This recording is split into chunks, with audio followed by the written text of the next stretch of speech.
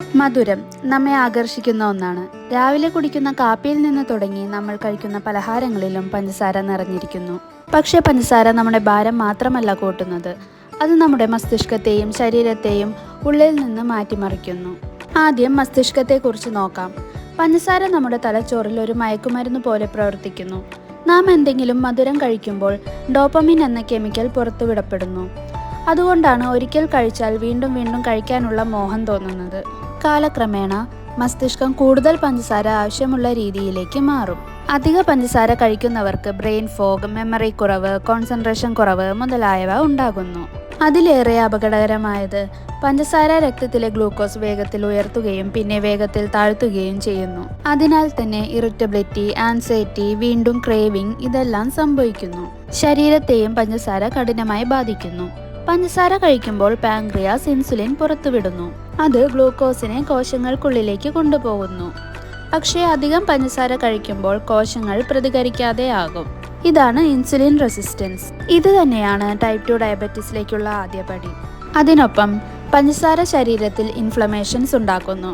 അതൊരു slow fire പോലെ ഉള്ളിൽ പല രോഗങ്ങളെയും വളർത്തുന്നു. ഹൃദ്രോഗം, ഫാറ്റി ലിവർ, സന്ധിവേദന എന്നിങ്ങനെ. ചർമ്മവും ഒഴിഞ്ഞു പോകുന്നില്ല. പഞ്ചസാര കൊളാജനെയും ഇലാസ്റ്റിനെയും തകർക്കുന്നു. വ്രിങ്കിൾസ്, സാഗിങ്, വേഗത്തിൽ ഏജിങ് ഇവയ്ക്കെല്ലാം പഞ്ചസാര വലിയൊരു കാരണമാണ്. പ്രശ്ന മിഠായികളിലോ കേക്കിലോ മാത്രമല്ല, 70% കൂടുതലുള്ള പാക്കേജ് ചെയ്ത ഭക്ഷണങ്ങളിൽ ഒളിഞ്ഞ പഞ്ചസാര ഉണ്ടെന്നറിയാമോ? Bread, sauce, flavoured yogurt, protein bars, juices എല്ലാം ഷുഗർ ട്രാപ്സ് ആണ്. മധുരം പൂർണ്ണമായി വിട്ടുകളയേണ്ടതില്ല. ശരിയായ ബാലൻസും അവയർനെസ്സും മതിയാകും. ഒന്നാമതായി ലിക്വിഡ് ഷുഗർ ഒഴിവാക്കുക. സോഫ്റ്റ് ഡ്രിങ്ക്സ്, എനർജി ഡ്രിങ്ക്സ്, മധുരമുള്ള കാപ്പി ഇവയാണ് ഏറ്റവും വേഗത്തിൽ ബ്ലഡ് ഷുഗർ ഉയർത്തുന്നത്. രണ്ടാമതായി ലേബൽസ് വായിക്കാൻ പഠിക്കുക. Corn syrup, dextrose, maltose, rice syrup ഇവയെല്ലാം ഷുഗറിൻ്റെ മറ്റു പേരുകളാണ്.